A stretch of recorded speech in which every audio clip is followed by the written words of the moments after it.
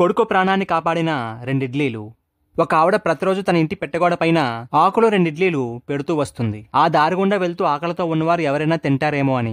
అయితే ఆ దారిని వెళ్లే ఒక ముసలాయన ప్రతిరోజు ఆ ఇడ్లీలు తీసుకుని ఏదో చిన్నగా గొనుక్కుంటూ వెళ్తూ ఉండేవాడు. అయితే ముసలాయన ప్రతిరోజు ఏమంటున్నాడు వినాలనుకుని ఆవిడ గోడ మీద ఆకులో రెండు ఇడ్లీలు పెట్టి అతనికి కనబడకుండా గోడ పక్కనే నిలబడి ఉంది. కొంతసేపటిగా ముసలాయన వచ్చి ఆ రెండిడ్లీలు తీసుకుని, నువ్వు చేసిన పాపం నీ దగ్గరే ఉంటుంది, నువ్వు చేసిన పుణ్యం వచ్చి నిన్నే చేరుతుంది అని ప్రతిరోజు ఇడ్లీ తీసుకుంటూ ఇదే మాట అంటూ వెళ్లేవాడు. ఆ మాటలు విన్న ఆ ఇంటావిడ చల్లగా ఉండమ్మా అంటూ చేతులెత్తి మొక్కకపోయినా పర్వాలేదు, ఇడ్లీలు బాగున్నాయని చెప్పకపోయినా పర్లేదు, కనీసం ధన్యవాదాలమ్మా అని చెప్పడం కూడా తెలియదు ఆ ముసలాయనికి. ఏదో చెత్తవాగుడు వాగుతూ పోతున్నాడని చాలా కోపంతో రగిలిపోయింది. కొన్ని రోజులకి అతను అనే మాటల్ని తట్టుకోలేక ఆ ముసలాయనికి విషం పెట్టి చంపేస్తే బాగుండని అనుకుని రెండు ఇడ్లీలో విషం కలిపింది. కానీ వెంటనే తను చేస్తుంది తప్పు అని భావించి, నేనేంటి ఇలా మారిపోయాను, అతను ఏదో అంటే నేనెందుకు ఇలా చేయాలంటూ ఆ విషం కలిపిన ఇడ్లీలను పడేసి మంచి ఇడ్లీలను గోడపైన పెట్టింది. ఆ ముసలాయన ఆ రోజు కూడా వచ్చి ఇడ్లీ తీసుకువెళ్తూ, నువ్వు చేసే పాపం నీ దగ్గరే ఉంటుంది, నీ పుణ్యం మాత్రం నిన్ను వచ్చి చేరుతుందంటూ వెళ్లిపోయాడు. ఆ మాటలు విన్న ఆవిడికి తీవ్రమైన కోపం వచ్చినా సరే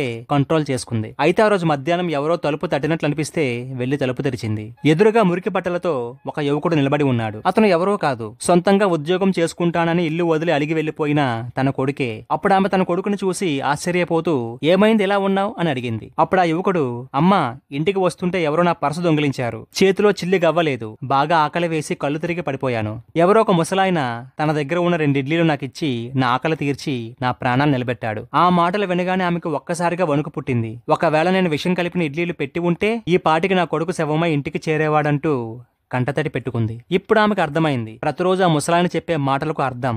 నువ్వు చేసిన పాపం నీతోనే ఉంటుంది, నువ్వు చేసిన